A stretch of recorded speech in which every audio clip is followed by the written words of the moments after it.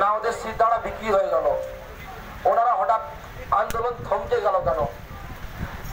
এই প্রশ্ন দেখছি সোশ্যাল মিডিয়ায় উঠে আসছে, অনেক সাধারণ মানুষজন করছে।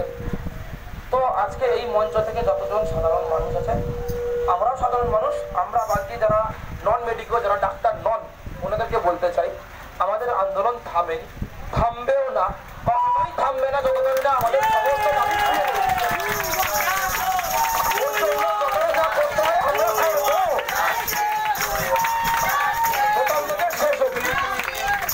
এবং এটা হওয়ার দুটো কারণ আছে। একদম বলবো না যে এটা হাওয়ায় হঠাৎ করে রটিয়ে গেছে। 2-3 দিন আগে নবান্ন থেকে মিটিংয়ে মুখ্যমন্ত্রীর বাড়ি থেকে মিটিং করে আসার পরে একটা হঠাৎ করে উৎসব পালন হয় যে আমাদের কিছু দাবি পূরণ হয়েছে। সেখান থেকে মিডিয়া, পেড মিডিয়া একটা ফেক ন্যারেটিভ ক্রিয়েট করে যে মুখ্যমন্ত্রী তো আমাদের সমস্ত দাবি প্রায় মেনেই নিল, তাহলে কি আমরা আন্দোলন থামিয়ে দিচ্ছি, এই জন্য লোকজন আসতে কমাতে থাকে। তো বলতে চাই যে আমাদের দাবি শুধু শুনেছেন উনি, কিছু দাবি বলেছেন হ্যাঁ যুক্তিগত, ভেবে দেখতে পারি, এইরকম একটা ব্যাপার। কোনো ক্লিয়ার কাট কোনো ইনস্ট্রাকশন দেননি, কোনো লিখিত নোটিশ আসেনি। সোজা কথায় বলতে গেলে আমাদের একটাও দাবি এখনো অব্দি পূরণ হয়নি। এটা চলবে না, আমরা মানছি না যতদিন না আমাদের সমস্ত দাবি পূরণ হচ্ছে। আমাদের সিদ্ধান্ত চলবে, আমাদের আন্দোলন চলবে, যেমন চলবে।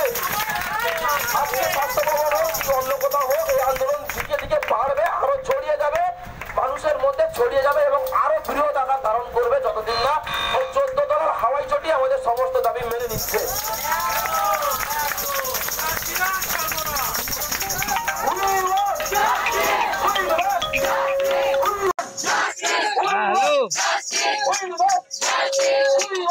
আমি এই মঞ্চের এখানটা রয়েছি,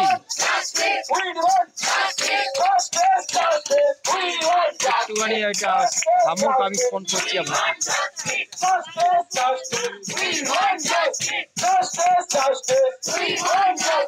তোমার আমার একই সব, তোমার আমার একই সব, আমার সব তোমার সব। চিনতে পারছি না, একটু থামুক, আমি ফোন করছি।